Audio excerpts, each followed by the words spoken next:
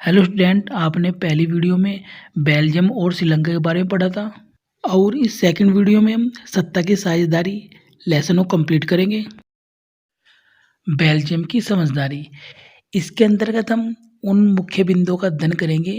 Belgium ने अपने संविधान में किन किन सुधारों को अपनाया या कौन कौन से सुधार किए। बेल्जियम के नेताओं ने श्रीलंका से अलग रास्ता अपनाने का फैसला किया। उन्होंने क्षेत्रीय अंतर और सांस्कृतिक विविधता को स्वीकार किया। 1970 और 1993 के बीच उन्होंने संविधान में 4 संशोधन किए, जिससे कि देश में रहने वाले किसी भी आदमी को बेगानेपन का एहसास ना हो और सभी मिलजुल कर रह सकें।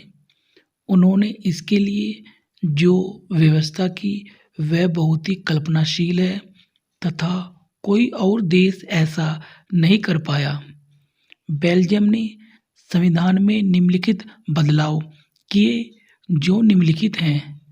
नंबर 1, संविधान में इस बात का स्पष्ट प्रावधान किया गया कि केंद्रीय सरकार में डच और फ्रेंच भाषीय मंत्रियों की संख्या समान रहेगी।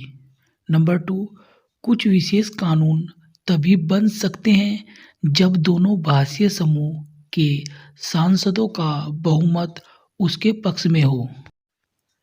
किसी एक समुदाय के लोग फैसला नहीं कर सकते।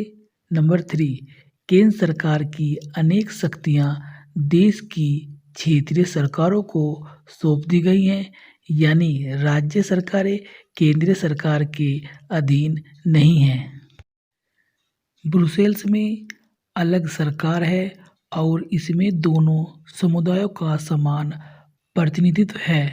फ्रेंच भाषी लोगों ने ब्रुसेल्स में समान प्रतिनिधित्व के इस प्रस्ताव को स्वीकार किया क्योंकि डच भाषी लोगों ने केंद्रीय सरकार में बराबरी का प्रतिनिधित्व स्वीकार किया था।